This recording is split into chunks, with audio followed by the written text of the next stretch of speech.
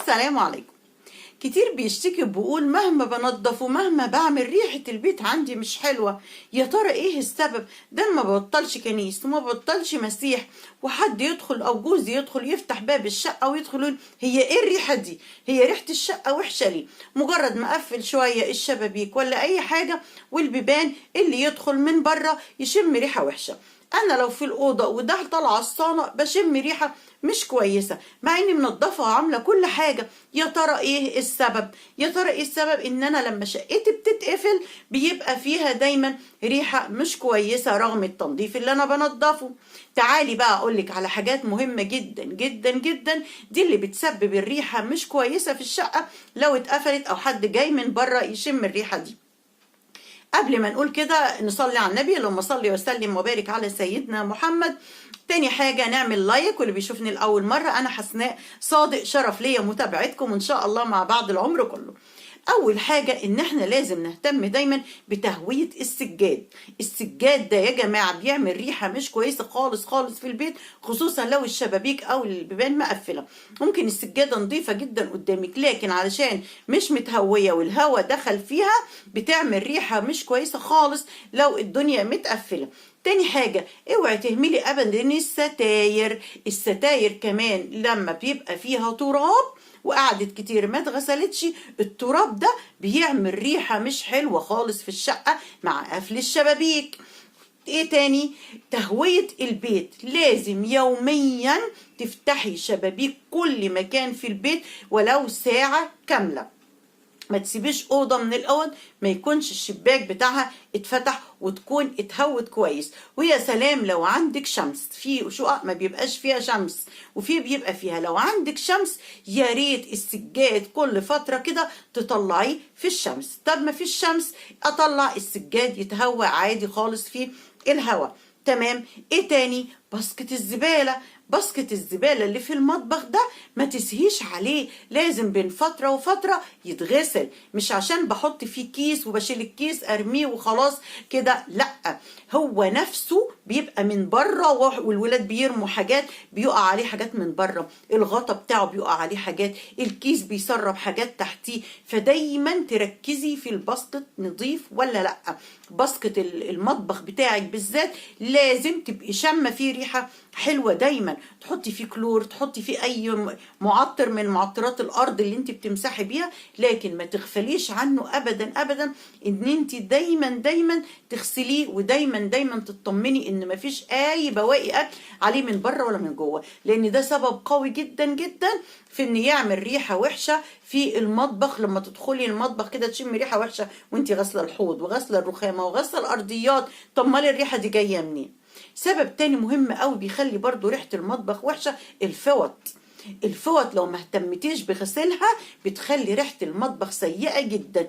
انت نفسك مجرد ما بتمسكي الفوطة لو مش مغسولة كويس، شمي ايدك بعدها كده هتلاقي ريحة ايدك مش حلوة خالص وهتبقي متضايقة. طيب ما هي ريحتها وحشة، فالمكان مقفول ومحطوطة، فطبيعي اللي هيدخل هيشم الريحة الايه الوحشة دي مالية المطبخ بتاعك. فخدي بالك جدا من فوط المطبخ عندك ان هي تكون مغسولة. لازم كل يوم قبل ما تنامي تكوني غسلاها كويس ونشراها في هواء. ما ينفعش انك تحطيها كده تتنشر وخلاص او تحطيها في المطبخ وخلاص، لا، مهم جدا ان انت تحطي فوط المطبخ في الهواء بره، ده هيفيدك قوي، ان ده هيخلي الريحه حلوه جدا جدا.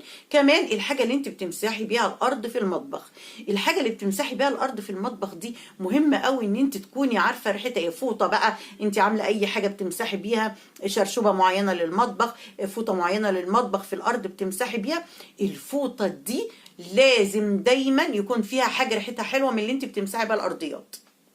حطي فيها اي حاجه من اللي انت بتمسحي بيها الارضيات. الريفيو اللي كنت عملته لكم على المسحوق اللي بنمسح بيه الارضيات ده شوفوه في الفيديوهات اللي قبل كده.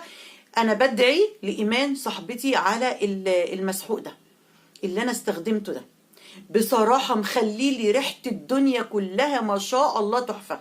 بغسل بيه كمان الفرايد ده، شوفوا الفيديو هنا على القناه، بغسل بيه فوط المطبخ واجي امسح الرخامه بيه، بحط شويه عليه وامسح بيها الرخامه وما اعصرهاش بعد كده او اشطفها بعد كده. يعني اعمل مره بالليفه والم، وبعد كده احط بقى شويه في الاخر كده وامسح الرخامه كلها واسيب بقى الفوطه كده. يا على الريحه، الريحه في الفوطه جميله جميله جميله.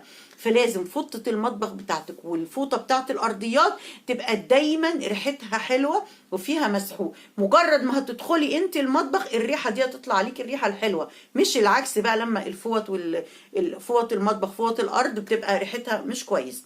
حاجة كمان مهمة جدا بتخلي الريحة عندنا مش كويسة برضو من غير ما ناخد بالنا، هي ايه؟ هي باسكت الغسيل.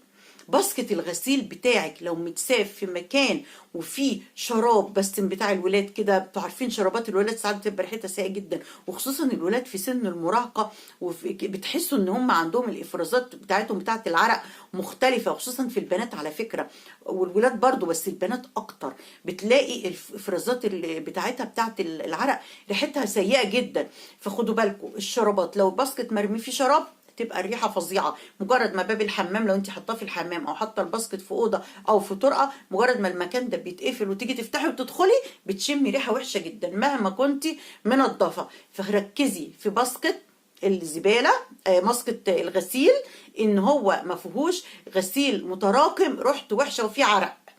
علشان كده لازم اول باول بتغسليه، ما تخليش غسيل كتير. ساعات الغسيل نقعد ناخد من على الوش من على الوش ونسيب حاجات ممكن تكون بقالها اسبوعين ولا حاجه في قاع الباسكت ده بقالها كتير. فخدي بالك وركزي جدا ان انت بتغسلي اول باول، الحاجات القديمه تطلعيها، والحاجات اللي فيها عرق ما تستنيش عليها، على طول ارمي في الغساله واغسليها. ويا سلام لو عملتي باسكت خاص للشرابات صغنطوط كده، هاتي باسكت صغير خالص كده يكون بغطا مقفول وتحطي فيه الشرابات لوحدها، ده هيلفت نظرك ان الشرابات خلاص كترت ولازم تتغسل. او يوميا تغسلي بس الشرابات اللي في الباسكت ده.